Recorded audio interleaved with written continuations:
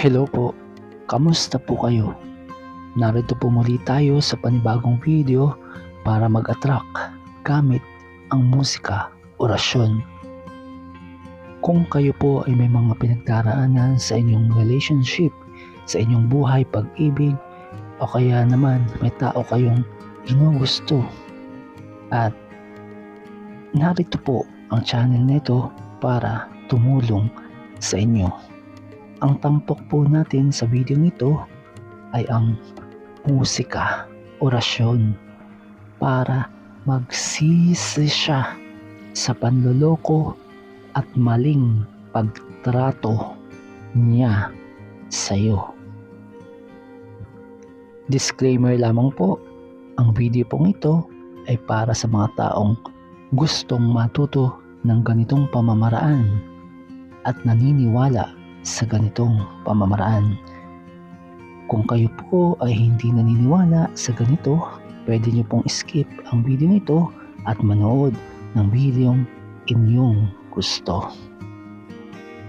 Ngayon po, para po maging mabisa ang musika orasyon na ito, kailangan patugtugin nyo po ng paulit-ulit, at habang ito po ay tumutugtog, yung unang bahagi po ng video ito na may musikang tumutugtog, yun po ay musika orasyon.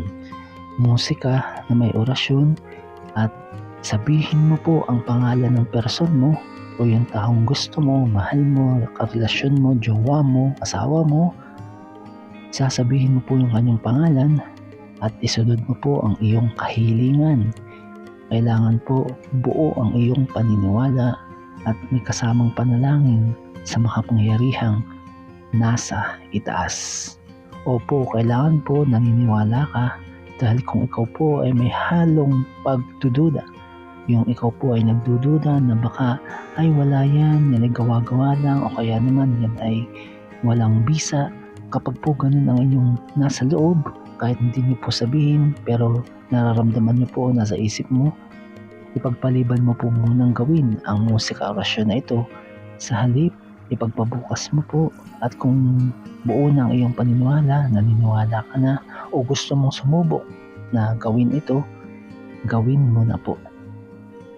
Kapag pakiramdam mo yung parang gustong-gusto mo nang gawin ito, naniniwala ka na, may pakiramdam ka na gusto mong gawin ito, gawin mo na po, patugtugin mo na po, humiling sa musikang tumutugtog, sabihin ang pangalan ng person mo, at tsak mabisa pong matutupad ito. At karagdagan lamang po, huwag niyo pong sasabihin ang salitang sana. Opo, inuulit ko po, huwag niyo pong gagamitin ang salitang sana, ang word na sana, dahil malaking hadlang po ito na matupad yung ina-attract nating musika orasyon, dahil po napakabisa ng ating bibig, ng ating iniisip. Kung ano po yung sinasabi natin, kung ano yung iniisip natin, yun po ang mangyayari. Ina-attract po natin yun. Ito po ang tinatawag na law of attraction. Kaya naman po, lagi mong sabihin matutupad, sabihin mo po matutupad, I claim it. O kaya naman isipin mo po matutupad, I claim it. Yan, ganun po yung sasabihin. Wag na wag po ang salitang sana. Never nyo pong gagamitin yun. Napaka-negative po nun.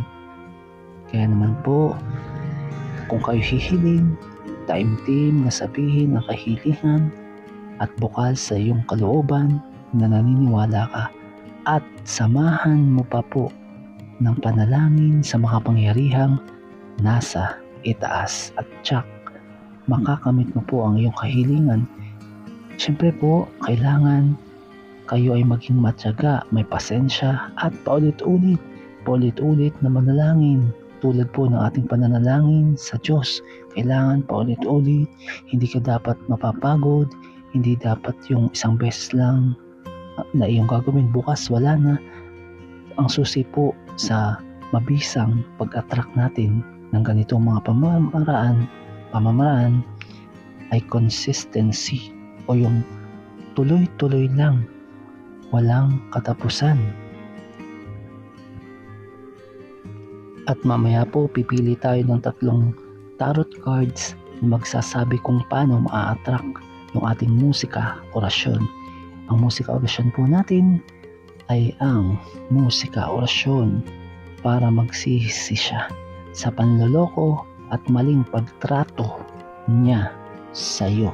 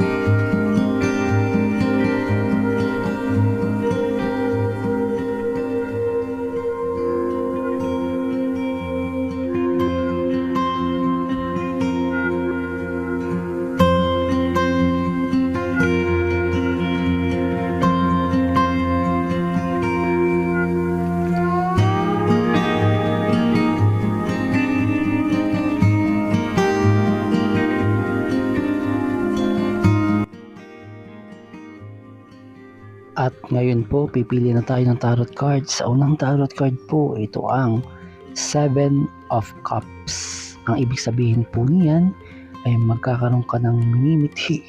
Meron ka nakikita ang gusto mong mangyari.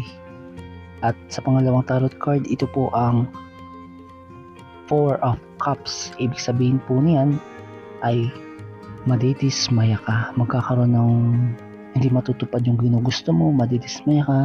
At sa pangatlong tarot card, ito po ang 5 of Wands. Ang simbolismo naman po niyan ay gain o something na makakamit. Kung makukuha mo yung iyong ginugusto. Yan po ang sinasabi ng ating 5 of Wands na pangatlong tarot card. At kapag i-apply po natin ito sa ating musika orasyon na sinasabi po ng ating tarot card na makukuha yung ating ginugusto, ay medyo may pangyayaring madidismaya tayo, medyo matatagal natin makamit, pero sa huli matatamo, ibig sabihin makukuha, mangyayari yung ating kagustuhan. Yun po ang sinasabi ng ating tarot cards. God bless po. At kung hindi pa po kayo nakasubscribe, mag-subscribe na po kayo para mas marami pa po, mas malayo pa po ang maabot ng ating mga videos. Maraming salamat